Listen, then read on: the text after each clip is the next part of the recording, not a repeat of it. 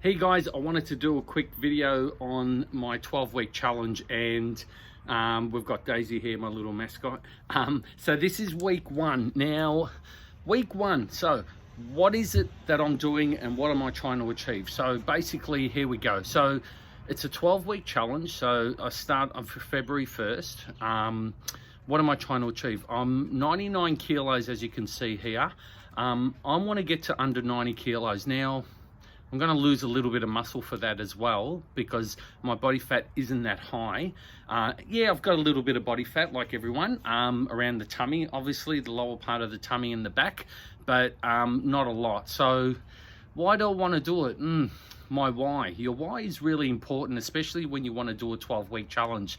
I've got my app coming up soon as well, and the way I see it is you still need to be credible. I mean, there's no point, and I've been fortunate enough to win a Mr. Australasia and a few other titles, but there's no point just sitting on your merits as well. So for me, it's about that continual credibility, especially for new people that come in to see me, that through social media or whatever it might be, they might think, who's this guy? What's his story? I'm interested to know. And obviously I want to be, I want to be a role model, especially for guys my age. I'll be 56 in the next week or so. So for me, let's see how it goes. And it's also about not taking it too serious. And I think the most important thing, and I see this with my clients when I talk to them about nutrition and training and showing up, and the last couple of years has been really bad on everyone. They've had more time, which means less thinking, if you like, more knee-jerk reactions, opening up the fridge every 5 minutes or whatever it might be. So for me, it's about not taking it too seriously as well, and just seeing what happens to my body and seeing where it goes and what we do. Now, I continue to use a trainer as well, because I need to be accountable with that trainer as well. And I also continue to kind of do my own stuff, not necessarily always at my gym, but I go to another gym and just get out of my environment and be a bit vulnerable, if you like, to see what's going on outside my own environment as well. So for me, my biggest why is to be a role model and to be credible when I'm offering online personal training, face-to-face personal training or whatever. There's no point, like I said, there's no point your trainer doesn't walk the walk and talk the talk. And yeah, they don't have to be this beefed up and buffed up Mr. Universe or whatever it might be. They just need to have a really good sense of their body and a good sense of what it takes to get uncomfortable, because that's, at the end of the day, that's what it takes. You got to be prepared to get uncomfortable, and you can't live in your head. And I see this all the time. People think, oh, I'll just have one drink, or it's kind of like soft, to be honest with you. They haven't really kind of, the desire's not deep enough and the why is not deep enough, and then they just go on this merry-go-round of fucking weight loss, and they think to themselves, it'll happen next week, or I'll do this until this becomes this. The fact is, we're constant works in motion. We fail, that's good. You pick up, you reset. You might have a meal, that's a cheat meal, no problem, but don't have a cheat day that turns into a cheat week, that then what happens is you put the nutrition on the back burner, and even the training. You've got to be prepared to get really good quality sleep as well. And I see this all the time. People are going to bed 10:30, 11 o'clock, 12, 1. And my idea of sleep is that it's your superpower. And, as being a soon-to-be 56-year-old, I kind of religiously go to bed 9:30, maximum 10 o'clock. And I'm up at 5:30 every morning, whether it's Monday or Sunday. It's how I'm wired. And, it tends to kind of shit me a little bit to get up early on a Sunday, but, I'll journal and I'll write, or I'll think about the business. I'll do some articles, answer emails, that sort of stuff. But I'm trying not to live in my head. So the other thing is cardio, weight training. How much should you do? what should you do, what portion of it, and I'll tell you what I do, because my body type is very much meso to endomorph, so thicker frame, thicker set, metabolism okay, not super fast, just in the middle ground. So I know for me, my secret weapon, if you like, is my cardio. I know that I'd need to at least commit to 3 1-hour cardio sessions a week. And I'm not talking 20 minutes off and then just go off it and then go on again another 20 and then another 20.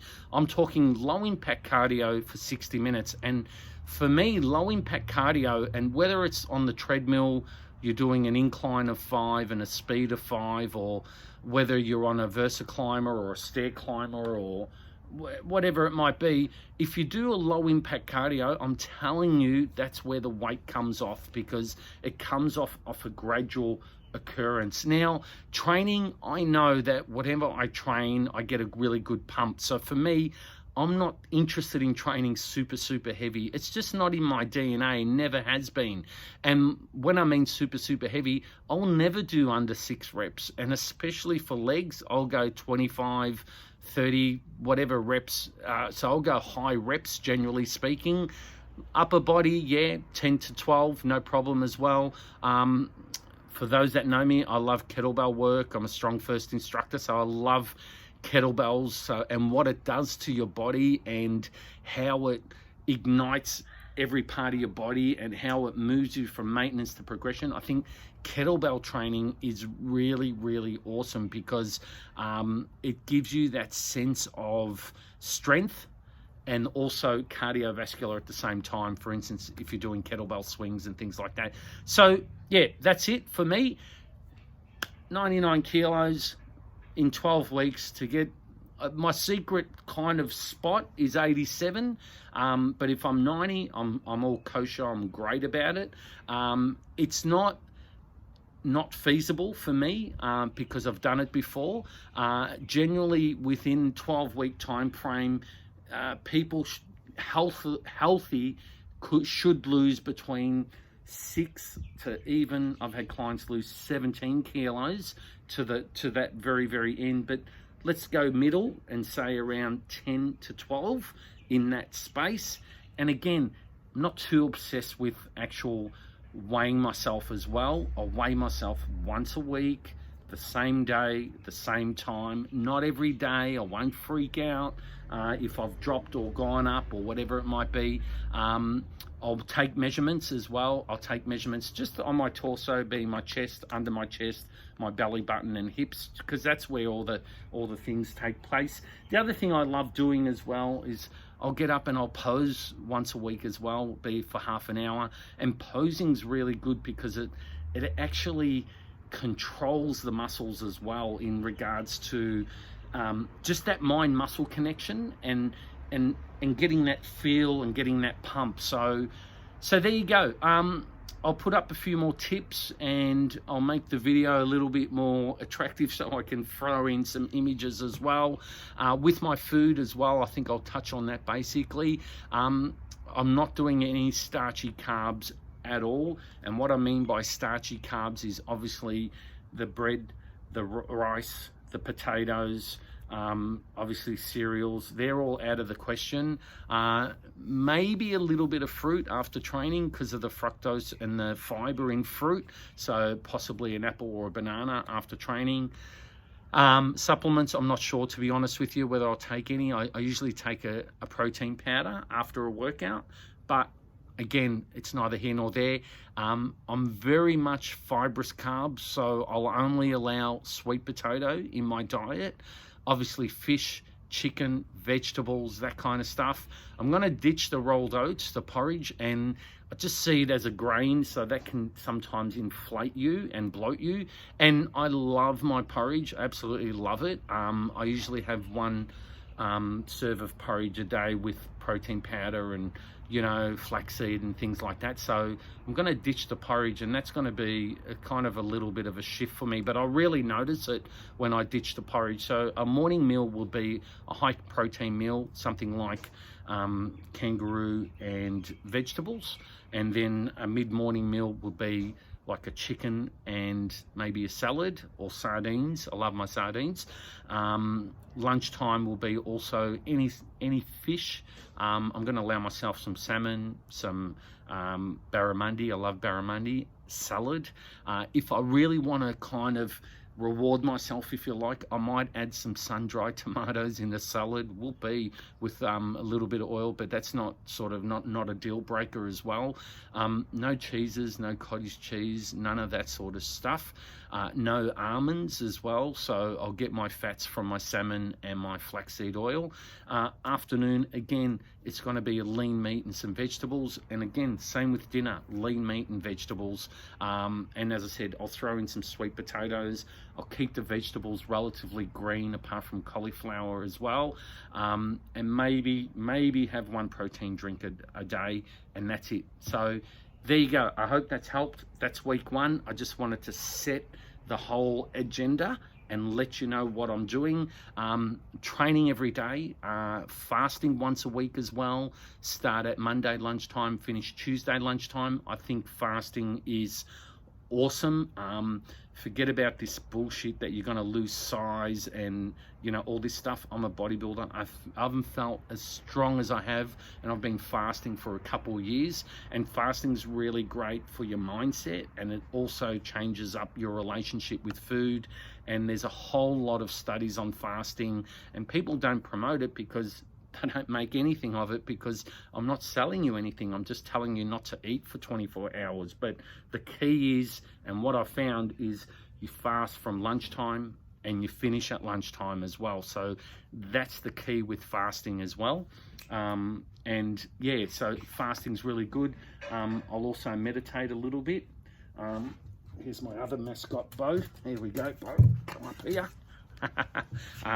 Having pets are awesome as well, so it's little Bo. So I'll also meditate a bit once a day in the morning. I'll get up a little bit earlier and just set the agenda for the day, how I want it to look, how I want to communicate with my clients, how I want it to feel, how I'm looking at not being in my head again and being in my body. That's the key. I think that's the key with your nutrition as well. As I said, training, I'm accountable to a trainer, so it's where I get pushed as well. And training, nutrition, mindset. My wife, unbelievable, supports me as well. So having people in your corner, Danny's great, because she cooks all my meals and does everything for me, so I'm spoiled in that respect as well. So I've got all my meals ready. I don't have to stress about that. I don't have to create an obstacle there, and because I've got all my meals ready, then that's it. That's routine for me as well. So having positive people in your corner saying you can do it, or just making sure their invisible force is there, that you're also inviting them into your deeper inner feelings also. So there you go. I've continued on. I think we're at about 13-14 minutes, so I'll just finish off saying this. 12-week challenge. I'm 99 kilos.